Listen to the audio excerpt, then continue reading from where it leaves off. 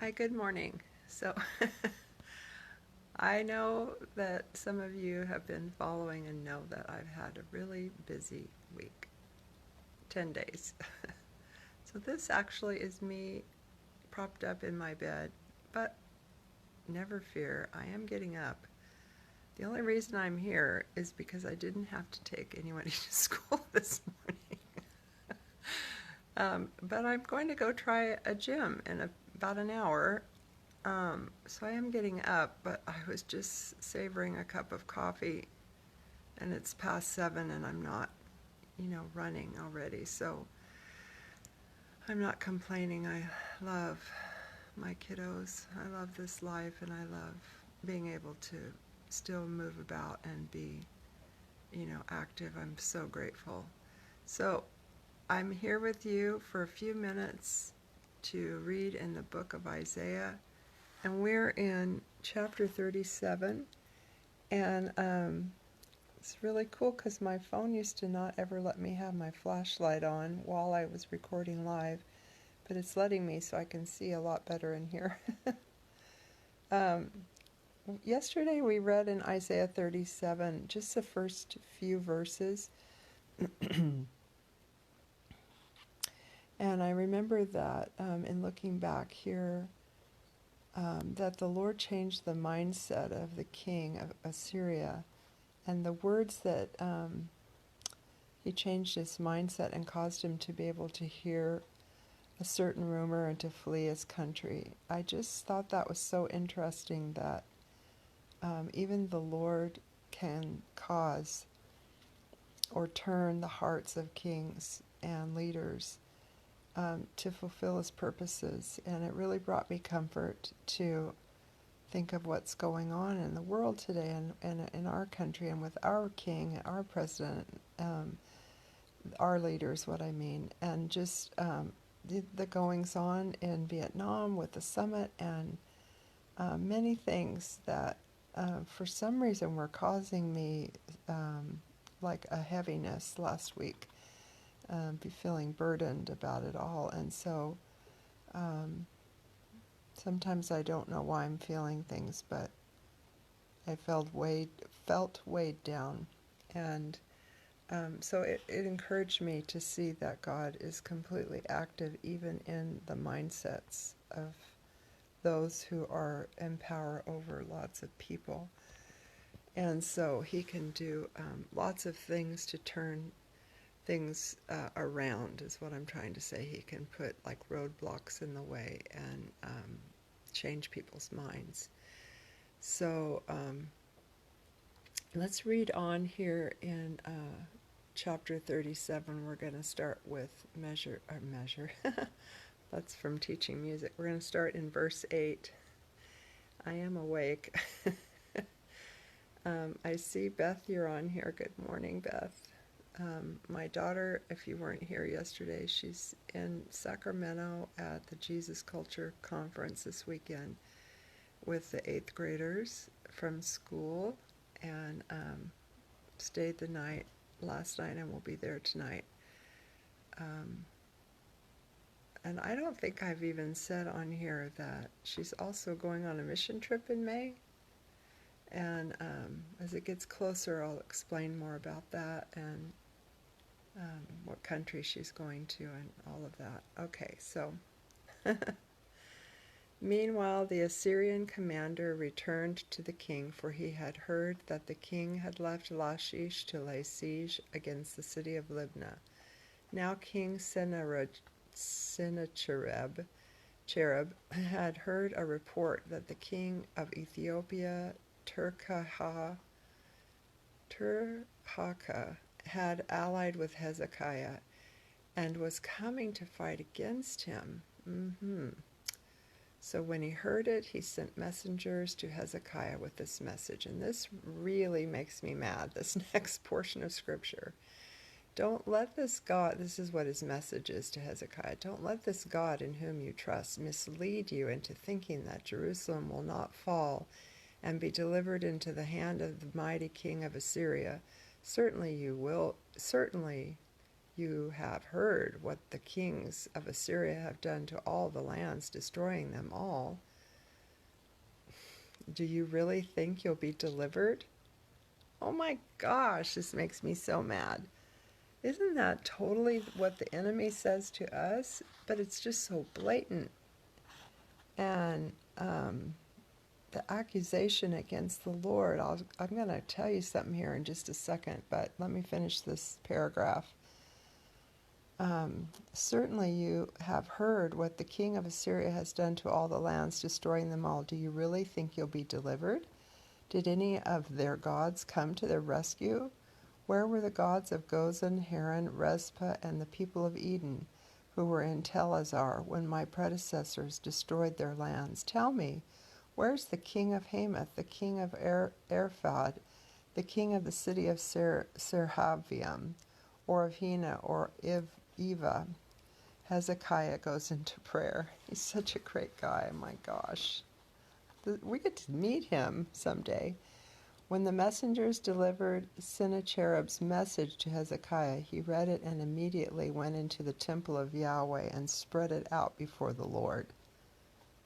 Have you ever gotten a bill in the mail and set it on the table and spread it out before the Lord and said, looky here? That's what Hezekiah is doing. He is definitely bringing the accusations of this king right into God's presence. Do you know that you can do that? Do you know you can spread out a letter that is trying to humiliate you and your God? You can just wrap it up in a bundle like a present to the Lord and say, look, what are you going to do about this? It's awesome. That's friendship with God. When the messengers delivered Sennacherib's message to Hezekiah, he read it and immediately went into the temple of Yahweh and spread it out before the Lord. I just can't stop laughing about that. I love this guy. And he prayed, O Yahweh, commander of angel armies. That seems to be the interpretation Brian Simmons has given to Lord or God, the commander of angel armies. We must have read it now 50 times in this in this book of Isaiah. Commander of angel armies, the God of Israel, you are enthroned between the wings of the cherubim, and you reign supreme as God over all the kingdoms of the world. For you alone are creator of heaven and earth. So if you want to craft a prayer, if you want to lay out your false accusations or your overdue bills or your problems right in the temple before the Lord, first, come to him and tell him who you know him to be. Tell him that he is the commander of angel armies, that he's the God of Israel, that he's enthroned between the wings of the cherubim, that he reigns supreme as God over all the kingdoms of the world, that he alone is creator of heaven and earth. And then you can entreat him. And Hezekiah says, excuse me, he says, please lean down to hear my prayer. Yahweh, open your eyes and see me here calling out to you. Listen carefully to every blasphemous word Sennacherib has sent to ridicule and insult you, the living God. Lord Yahweh, truly the Assyrian kings have annihilated all these nations and conquered their lands. It's true, they did, he said. They did as they said. They smashed and burned their gods. For they're not truly gods, but just idols made by human hands, shaped from wood and stone. That's why they can be destroyed, of course.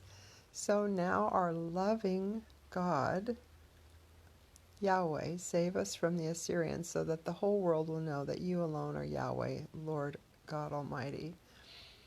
They're so beautiful here. He distinguishes between, idols and the living. He doesn't even just call him the living God. He calls him the loving God. because he has the character of love defining who he is and driving him into action on the behalf of his kids. So um, such a big difference than a stone idol. Oh my goodness, there's just no comparison. It's folly. And yeah, so I'm gonna, this is another really packed chapter, and I'm gonna leave, I'm going to leave the rest of this for tomorrow. It's Isaiah's prophecy to Hezekiah. But before we close, I just wanted to tell you, I've probably said this before, but when I don't remember what month this was, but recently, when I was feeling accused by the enemy of something that I wasn't capable of doing, or feeling like I was inept in some way, or that the Lord would, he wouldn't, it was sort of like this, that the Lord wouldn't rescue me out of a situation. It really struck me that all the thoughts I was thinking and the fears that were being gathered around me were not directed towards me, but that the enemy was actually accusing the Lord. And I rose up, and it made me really angry. And I think it was the first time that I realized that when I feel inadequate and he is pointing the finger at me, he's really accusing my Father of not being able to come through for me. And that was not okay with me. And I just wanted to remind you of that what he's really doing, who he's really accusing, is God. He's really, I mean, he is called the accuser of the brethren. But what he's really doing is trying to undermine what we know to be true about the Lord. And so in every situation we can come to the Lord and say, like Hezekiah did, that look here, Lord, do you understand that the enemy of my soul is coming against the one true Creator, the one true God, and telling me that you're not capable of coming through on this situation, or that I have to stay in this stuck place in my life because you can't pull me out, you can't deliver me. I mean, he said so blatantly, do you really believe that he can deliver you?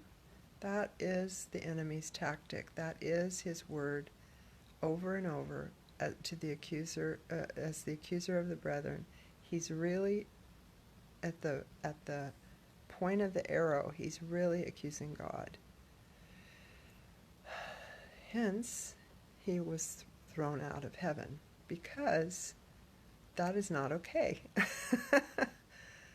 You know, the Lord's not going to put up with that.